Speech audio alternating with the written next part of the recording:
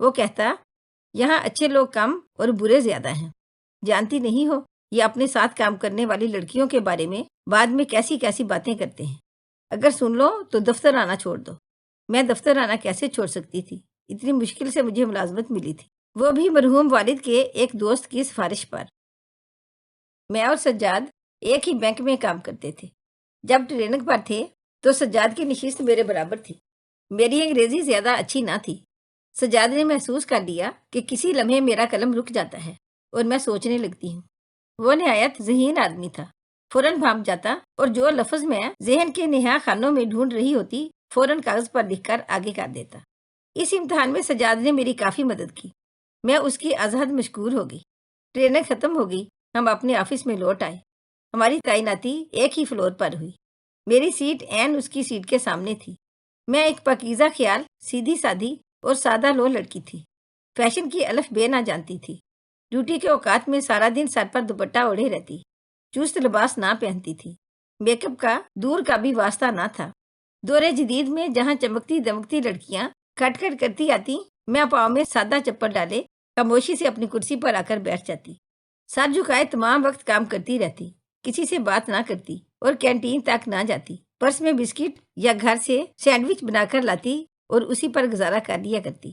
سجاد کو اپنا محسن سمجھتی، سامنے گزرتے ہوئے سے سلام ضرور کرتی، لیکن اس سے زیادہ راہ و رسم نہ رکھی۔ جب کبھی آفس ورک میں کچھ دشواری محسوس کرتی، سجاد سے پوچھ لیتی اور وہ پوری توجہ سے میری رہنمائی کر دیتا۔ پہلے وہ میرا محسن تھا، اب میں نے اسے اپنا استاد بھی تسلیم کر لیا تھا اور زیادہ ادب اور لحاظ کرنے لگی۔ نرمی اور انکساری سے بات کرتی۔ وہ کہتا یہاں اچھے لوگ کم اور برے زیادہ ہیں، جانتی نہیں ہو یہ اپنے ساتھ کام کرنے والی لڑکیوں کے بارے میں بعد میں کیسی کیسی باتیں کرتے ہیں، اگر سن لو تو دفتر آنا چھوڑ دو۔ میں دفتر آنا کیسے چھوڑ سکتی تھی؟ اتنی مشکل سے مجھے ملازمت ملی تھی، وہ بھی مرحوم والد کے ایک دوست کی سفارش پر۔ مجھے اپنی بیوہ ماں، 2 چھوٹی بہنوں اور ایک بھائی کی کفالت کرنی تھی جو ابھی اسکول میں پڑھ رہے تھے۔ سجاد کی ہر ہدایت پر عمل کرتی رہتی، کسی سے دفتر میں بلا ضرورت بات نہ کی۔ میری فطرت ہی نہ تھی غیر مردوں سے بلا وجہ باتیں کرنے یا فری ہونے کی۔ برانچ میں ایک اچھی اور نیک نام لڑکی جانی جانے لگی۔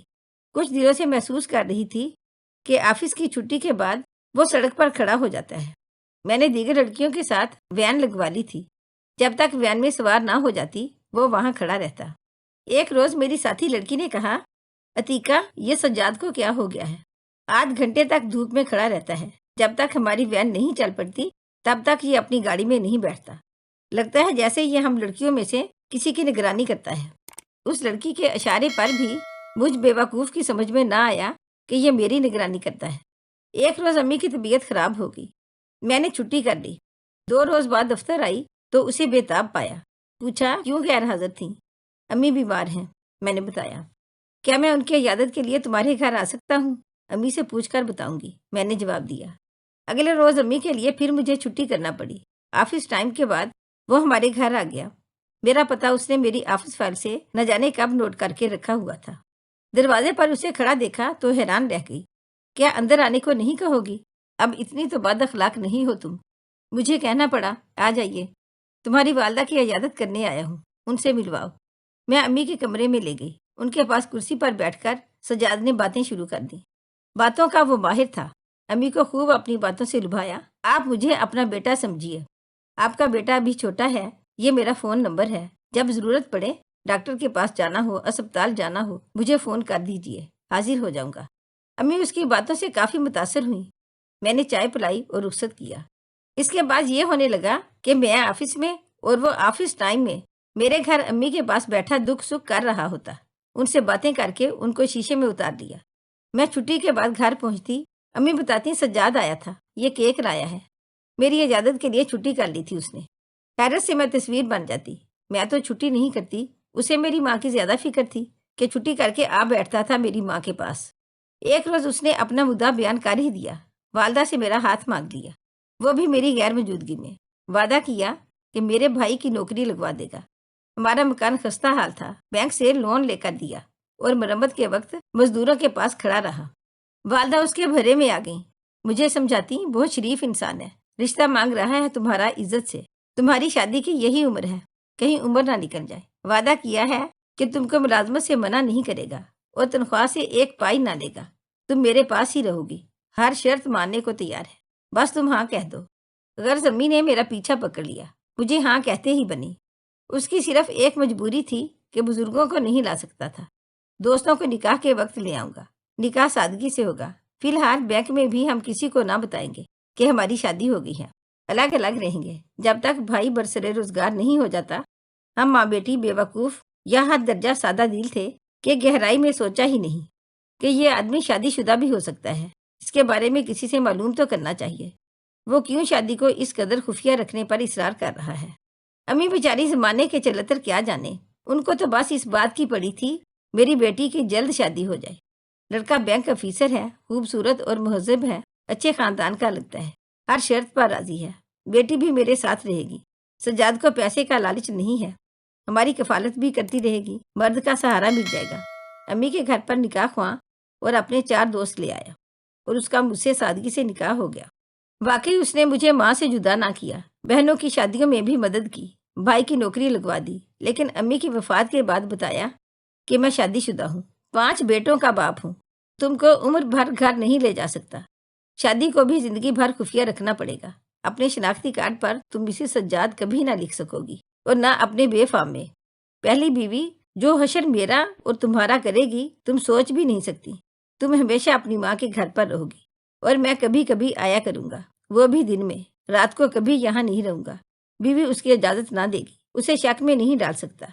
تمہاری ذمہ داریاں پوری ہو چکی ہیں، اب تم میری ذمہ داریوں میں ہاتھ بٹاؤ گی۔ میرے لڑکوں کی تعلیم کا بہت خرچہ ہے، وہ مہنگے اداروں میں پڑھ رہے ہیں اور میں 5 لڑکوں کی فیس نہیں دے سکتا۔